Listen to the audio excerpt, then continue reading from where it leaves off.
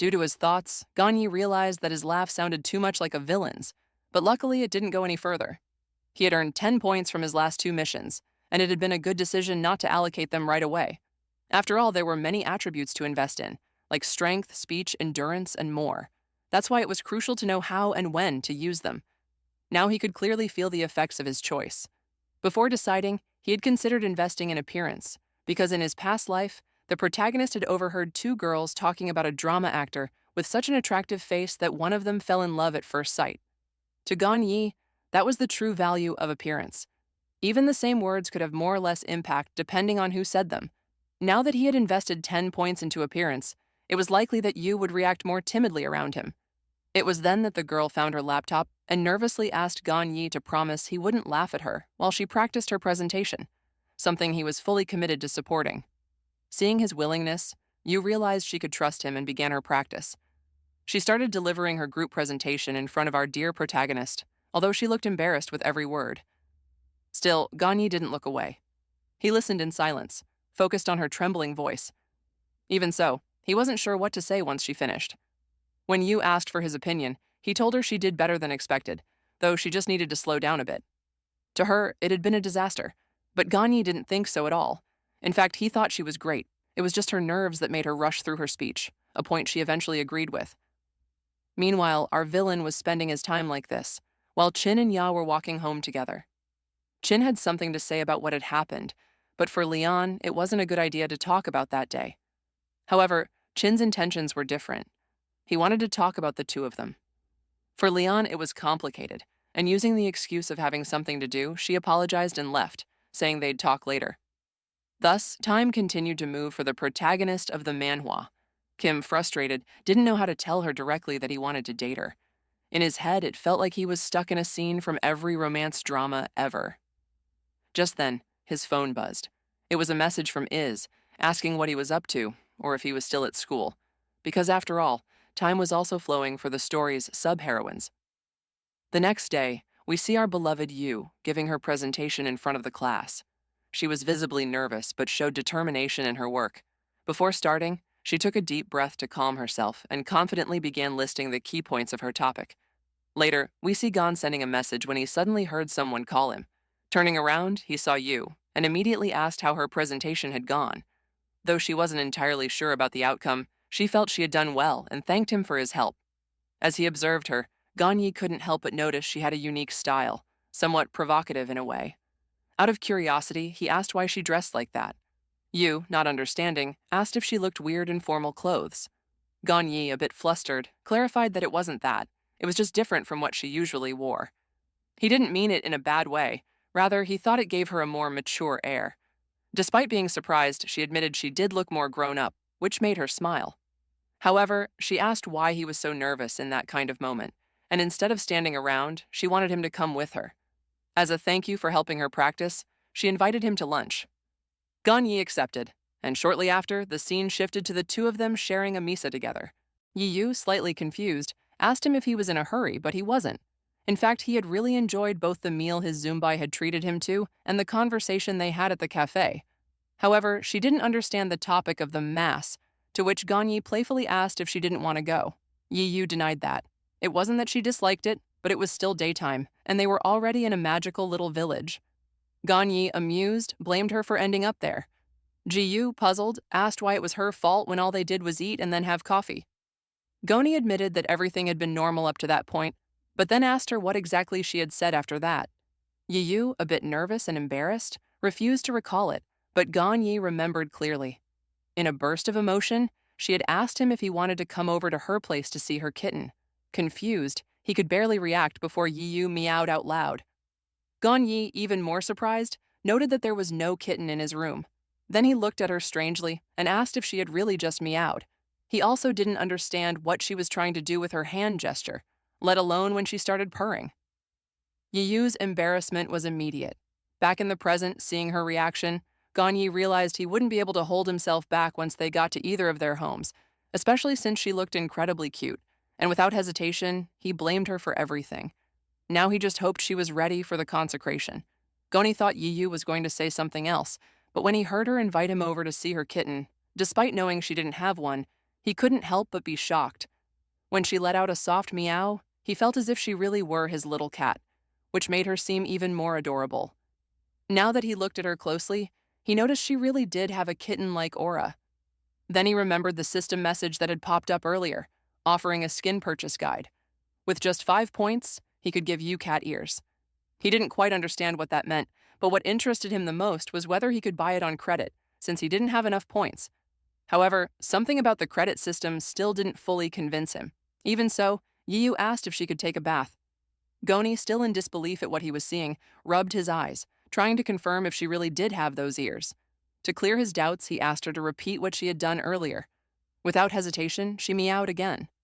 At that moment, he collapsed to the floor, overwhelmed by her cuteness, as if it were some kind of massive adorability weapon. To him, it was diabolical. He had no choice but to accept buying the skin on credit. It wasn't the time to worry. He just had to accept the situation.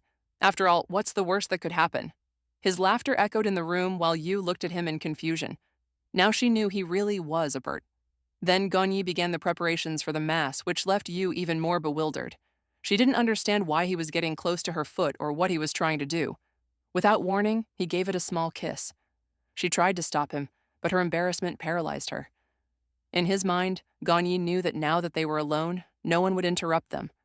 He wanted to take his time to enjoy the mass and guide her through it in every sense.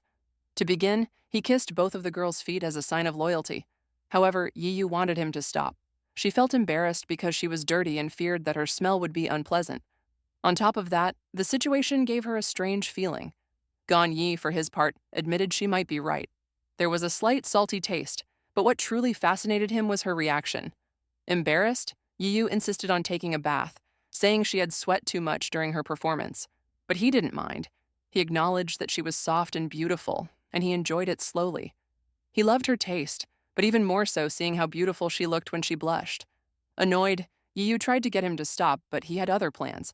With a smile, he asked her to be honest and admit that deep down she liked the situation. She, not understanding what he meant, looked at him confused. She didn't share his strange tastes and wanted him to stop assuming they thought the same. The boy asked if he should stop eating his ice cream and go straight to the mass. Annoyed, Yu shouted at him to do whatever he wanted, just because he had helped her. That filled him with confidence, so much that he decided to take her to that place just to take advantage of the situation. She had already told him she wanted to take a bath, but as always, he ignored her and kept enjoying his ice cream. He did whatever he wanted without thinking about her. Goni smiled, understanding her point, but even so, he continued enjoying his ice cream, despite her ongoing complaints about his behavior. Still, deep down, he knew it wasn't really his taste. It was more like one of Yiyu's weaknesses. Meanwhile, in her own thoughts, Yiyu began to notice her heart was beating strangely. She wondered how it was possible to feel so relaxed, especially since she couldn't hold back her. Just as Gon Yi was about to finish his ice cream, Yiyu suddenly felt a wave of peace within her. So much so that the boy noticed something unusual. A stream of corruption was emerging from her. Alarmed, he spoke up immediately, and when the girl asked what was wrong, he told her she had released part of her corruption. Yiyu thought he was joking, but when she saw the serious look on his face, she realized he was telling the truth. Looking closer, she saw the stain of evil. In her mind, she felt she was about to experience a divine revelation, but it was hard to believe something like that was really possible. Instinctively, she covered the affected area, but to Gon Yi, it seemed completely natural. Embarrassed, she wished he would just shut up, while he, distracted, stared at a Danonino.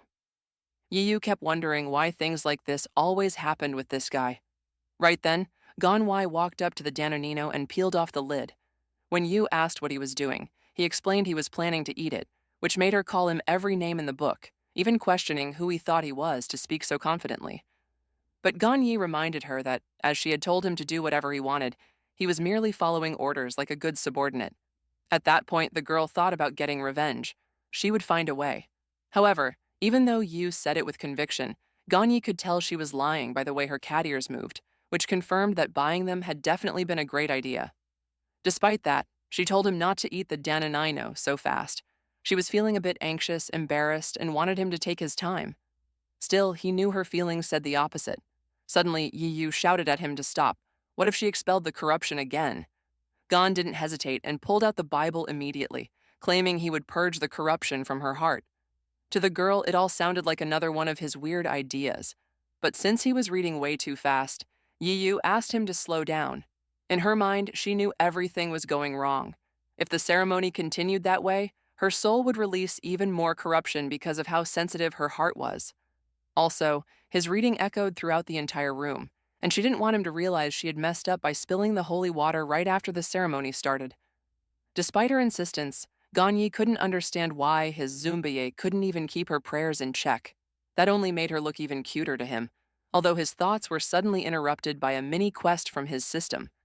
The task was to extract the corruption from Yu, which would reward him with 5 skill points if successful. Without fully understanding what it meant, he assumed it was related to what had just happened to the girl. Determined, he went all in. He prepared everything and began reading the Bible even faster. To Yi Yu, the situation was becoming dangerous, but for him, it still wasn't enough. If he was going to do it, he was going to do it completely. Yi Yu knew the situation was not in her favor and that she had to stop him, or at least say something. Even though she felt a peaceful calm with each prayer, she was certain she was about to expel all her corruption. If that happened, it would be a disaster. She could barely hold it in, so she warned Ganyi to stop for a moment. Something was about to come out of her heart. However, he encouraged her to keep going without giving it as much importance as last time. She, not understanding the meaning of his words, asked if he actually liked that kind of thing. For him, everything they did together was perfect, which completely embarrassed her. Cursing him and calling him a murdered idiot, Yiyu finally managed to free her soul from the corruption. To make sure everything was under control, Ganyi used holy water. That's when he admitted that, even though he had done it for the mission, witnessing a soul being revitalized was truly worthwhile. The system notified him that the mission was complete and he had earned 5 points. But now, Ganyi had another problem. The glow from the chalice wasn't fading. While Yu was taking a bath, she felt full of life again. Meanwhile, Ganyi couldn't help but avert his eyes, thinking that bathing together would have been ideal. Yu, annoyed by his attitude, asked what he was laughing at, reminding him that she had said she wanted to take a bath and that once again he had done whatever he wanted, almost making her faint from exhaustion. Although Gon already knew it, she was so embarrassed that she felt the need to apologize for what had happened, even if to him it wasn't a big deal. In his mind, he recognized that since they were inside a Wheaton, his actions didn't carry the same weight as in real life. Best of all, his Zumbai wasn't too angry and he had earned the points, which he considered the best possible outcome. However, when Yiyu noticed his gaze, she blushed slightly and turned to look at him with discomfort. This made Ganyi ask what was wrong, or if she wanted to say something. Annoyed, she replied that since he kept smiling, she wanted to get revenge.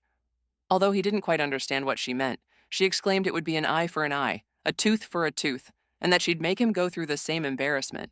Ganyi still didn't fully get it until Yiyu asked for the chalice, saying she would make the glow disappear for good. She ordered him to hand it over immediately, expecting him to obey. The boy, on the other hand, thought maybe she had lost her mind after releasing her soul so many times. He doubted she was truly aware of what she was saying. Right at that moment, a new mini-mission appeared in his system. He had to prevent the chalice from producing holy water for 10 minutes. If he succeeded, he would gain 5 skill points, but if he failed, he'd lose the same amount. That made him question Yiyu even more, asking her why she was suddenly talking like that. She, irritated, shouted at him, asking if he was scared. Even the system asked him the same question, but Ganyi, confident, wasn't scared at all. 10 minutes sounded like a piece of cake. Easy points. Yiyu, however, grabbed some soap and warned him she wouldn't stop, even if he begged her to. Now he would also learn how humiliating it was to go through something like that. He had to experience it firsthand to understand. Ganyi, in his mind, knew she was wrong. He had never wanted to bother her on purpose. Even so, he decided to let her do whatever she wanted during those 10 minutes because he was determined to complete the mission no matter what. When Yiyu started cleaning the chalice with her hands, Gonyi was confident he would succeed. However, at that moment he began to doubt his chances, especially because Yiyu's cleaning technique showed she meant business. Besides, seeing her so focused with her calm expression and delicate movements made her look even cuter. The intensity of her gaze and the determination with which she cleaned the chalice made him realize he needed to be very careful. If he didn't handle it properly, the holy water could burst out at any moment. Then Yiyu glanced at him from the corner of her eye, and when she saw him smiling, she grew even more annoyed. She wanted him to stop making that expression, so she began cleaning the top of the chalice, challenging him to see how much longer he could keep that smug look. Because of that, Gagné blushed, feeling as if an electric current had run through his soul. He wanted to tell her to wait, but something inside him stopped him from speaking.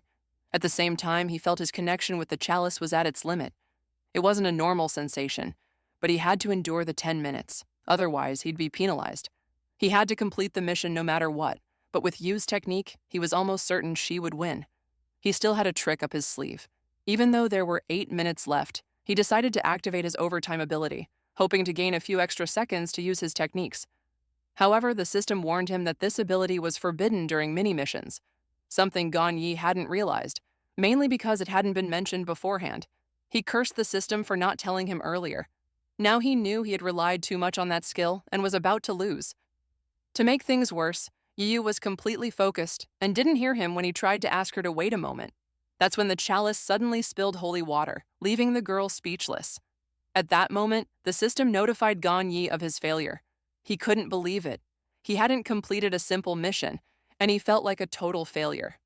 Despite his frustration and the blush on his face, he looked over at Yu, who now had a few holy water stains.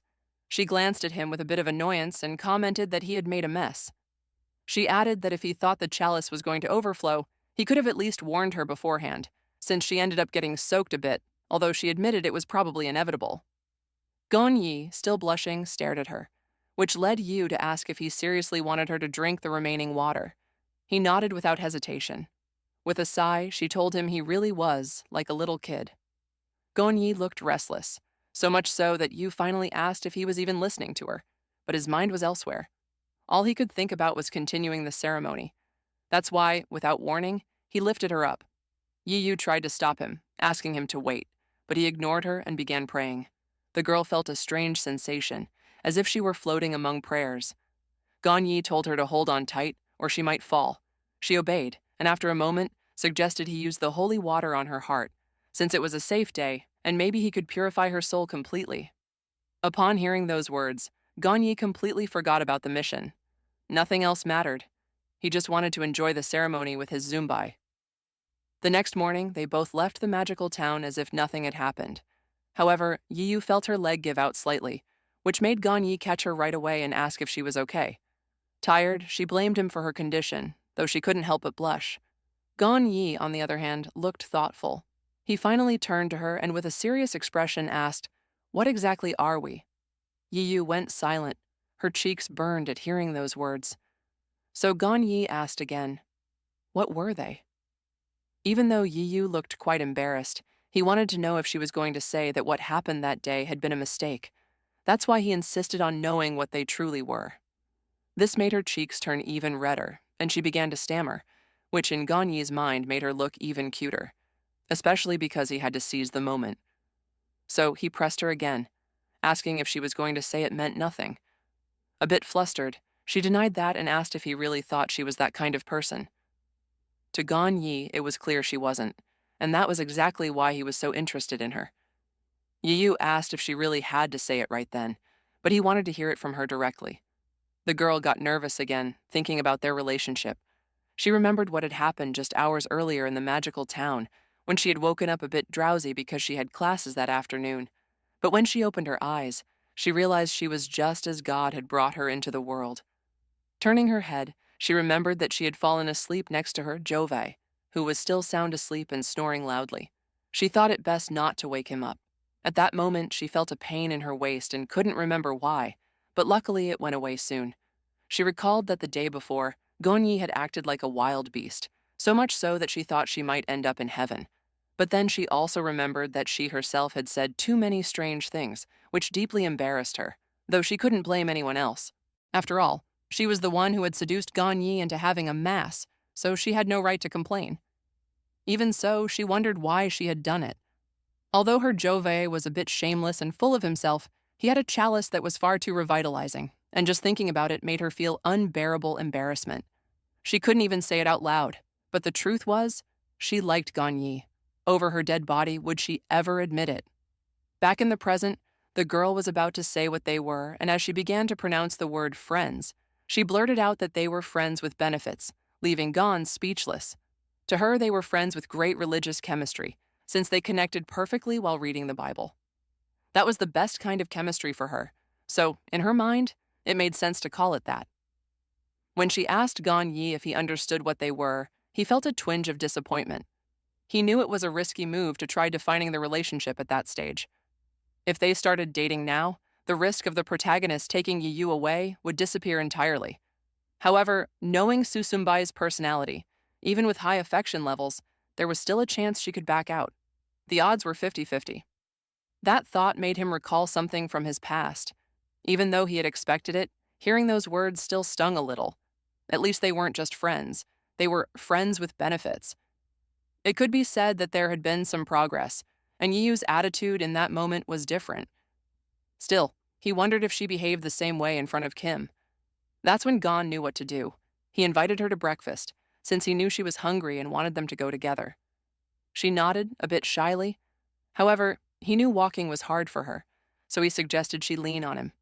To Yiyu, it felt unfair that he was pretending to be nice now when it was all his fault.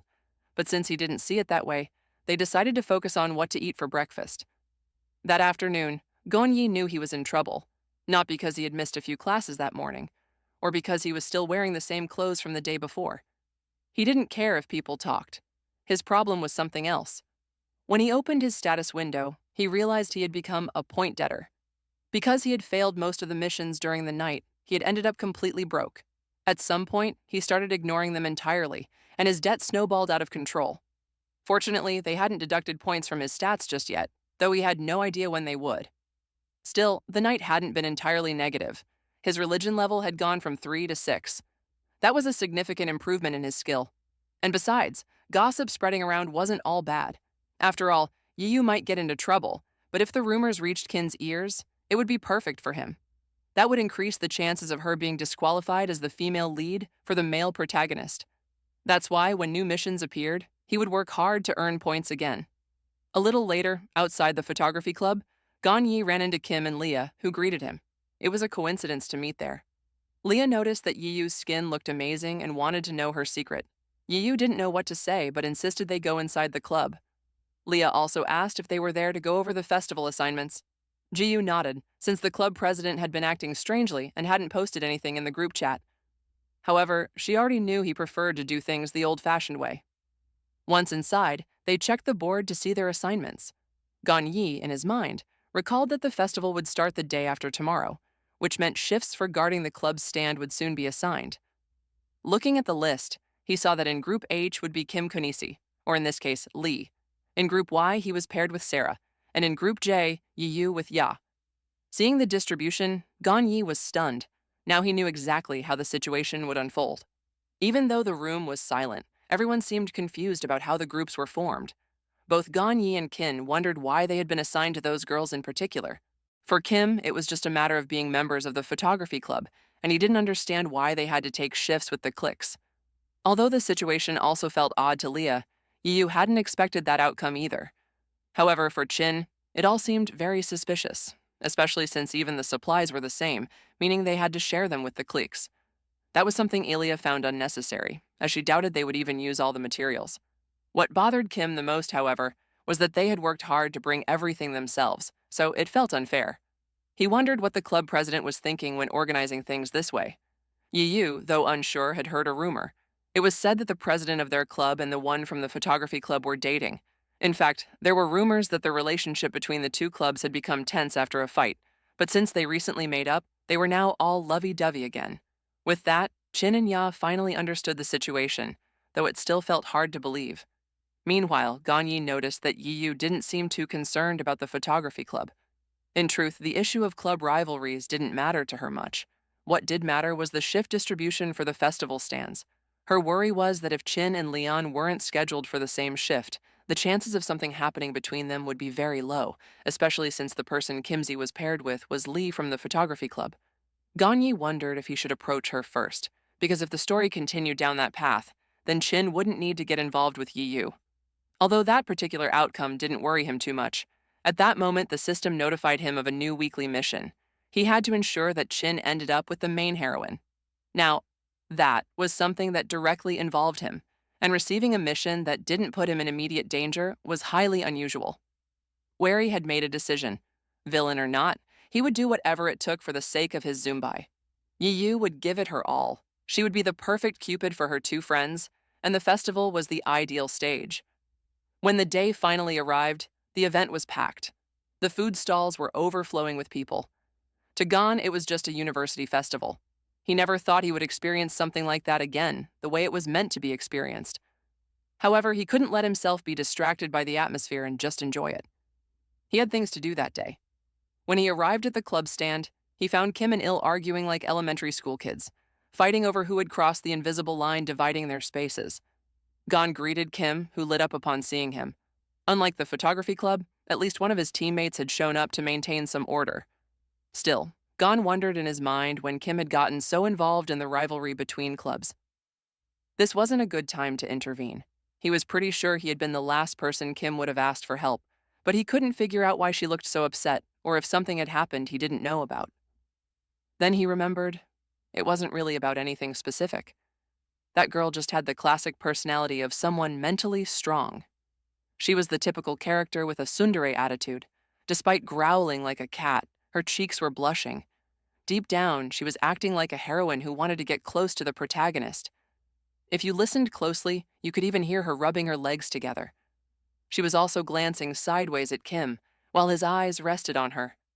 Gon knew that if Chin didn't put up an emotional barrier, she would fall for him in no time. He could see it in her eyes, little hearts practically floating around. All it needed was a tiny push to bring them out. To him, this was the perfect moment, the time when the official heroine should make her appearance. Just then, Chin noticed that her frappe had crossed the line dividing their spaces, meaning they'd now have to share it. She got annoyed and demanded that he stop acting like a child. She reminded him that he had done the same thing with her phone and now wanted it back. But for Kim, that didn't count. He had only been trying to help her. For Lee, though, even if he had saved her that day, it didn't mean anything now. Gon remained lost in thought as he watched them argue from the sidelines. However, one thing was clear to him. Lee was already in love with Kim. It was obvious from her behavior. Despite her apparent annoyance, she leaned toward him to get his attention. She looked like a kitten wagging its tail with excitement. Anyone could see it. He realized he should have been there to stop that moment because if she saw the scene, she would definitely get jealous. And since she was the official heroine of the story, making her jealous would mean progress. He said goodbye to Kin, but neither of them noticed, as they were still arguing. Meanwhile, Ganyi was planning to call Leah to come over, though he wasn't sure how to do it. Ever since they were caught performing a mass in the clubroom, Leah had become completely cold toward him. No matter what he tried, she would surely come up with an excuse to avoid him. If that was the case, he'd have to use Yu as an intermediary. Just then, Yiyu appeared and said she had some free time, so her dear junior was in luck. Gan Yi had been thinking of messaging her, but luckily she was nearby and messaged him first. When he explained this, Yiyu joked that it felt like telepathy, to which he simply nodded.